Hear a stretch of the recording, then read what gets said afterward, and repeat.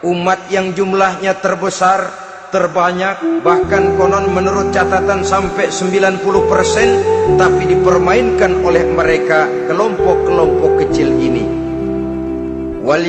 Walyaksifanna fi qulubikumul wahn.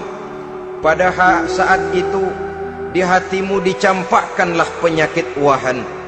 Sahabat kemudian bertanya, "Wa mal wahnu ya Rasulullah?" Apakah penyakit wahan itu ya Rasul?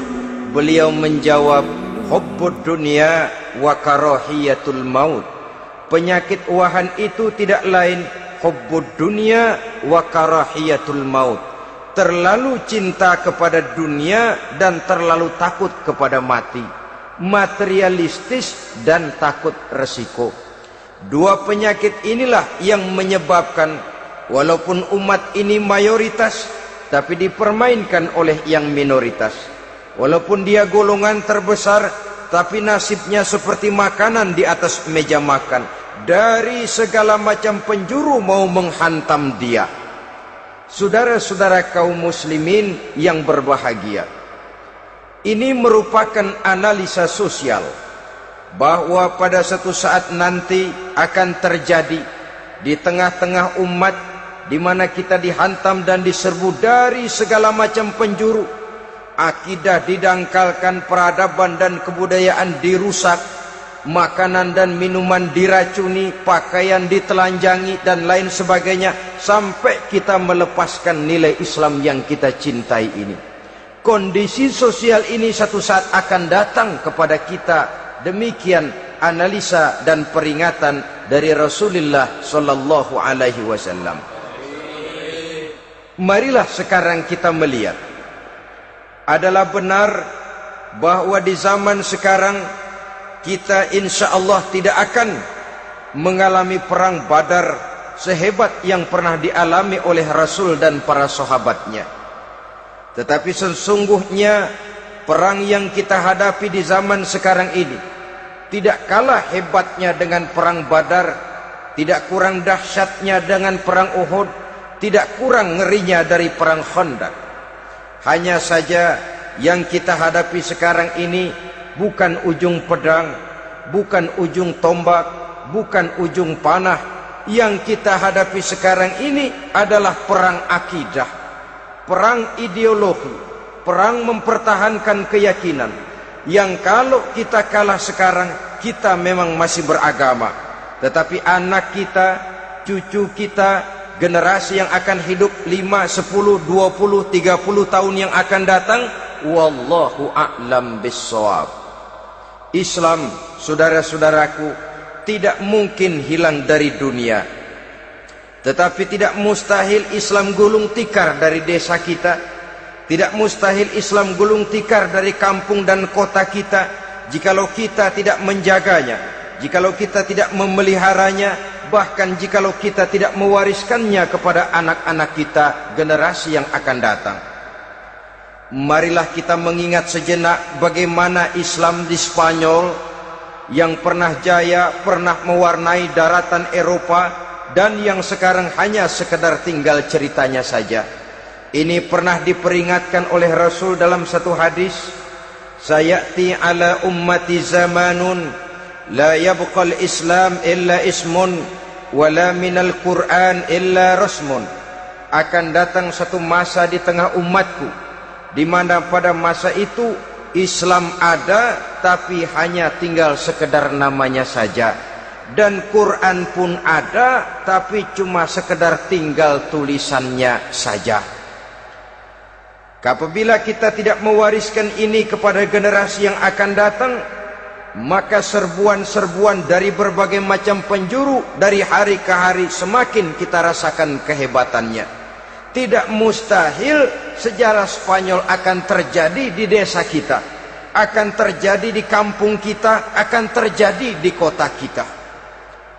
Orang Spanyol kalau mereka cerita kepada anaknya, mereka akan cerita, "Nak, di sini dulu ada masjid." Kapan, Pak? Dulu bener dah. Banyak orang Islam kalau hari Jumat pada sembahyang, kapan itu, Pak? Dulu sekali. Sekarang cuma sekedar tinggal ceritanya saja. Bukankah sesuatu yang sangat tidak mustahil apabila kita tidak menjaga dan mewariskan Islam ini kepada generasi yang akan datang, maka serbuan-serbuan akan membawakan hasil yang diinginkan oleh para penyerbu itu tadi. Kita sudah menjadi umat yang mayoritas, tetapi umat yang mayoritas ini menurut Rasul dikepung sedemikian rupa, akidahnya didangkalkan, peradaban dan kebudayaannya ditekan sedemikian rupa, kehidupan sosialnya dibuat individualis, kemudian dari segi pergaulan, pakaian, makanan, minuman dan sebagainya diracuni, sampai dia tidak lagi berpegang teguh kepada agamanya.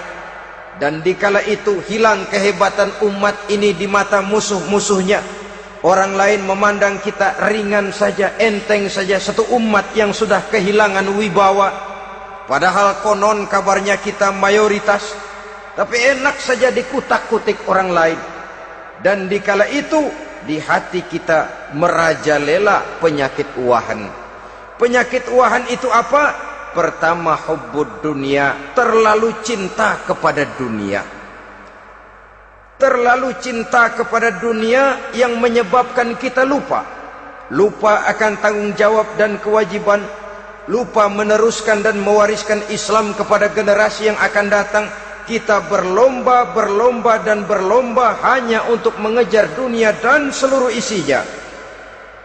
Baik dia bernama material, baik dia bernama seksual, baik dia bernama pangkat, jabatan dan kedudukan, berlomba-lomba kita di dalamnya. Sampai tercampaklah penyakit hubbud dunia di dalam hati ini.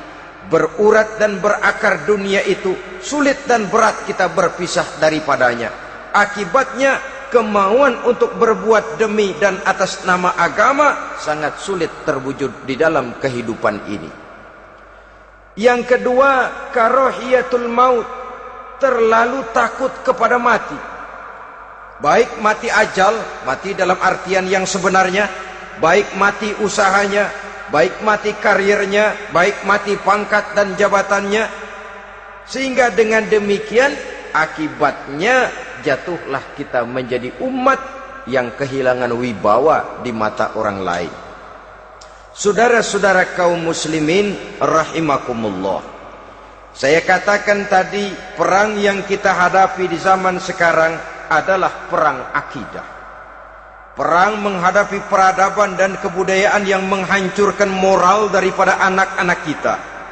Perang menghadapi banjirnya maksiat dan munkarat, yang di tengah-tengah itu, di samping berkewajiban menjaga diri dan keluarga, kita pun juga berkewajiban menjaga anak-anak kita, generasi yang akan datang, mengarahkan dan mendidik mereka sesuai dengan yang dikehendaki oleh Allah Subhanahu wa ta'ala.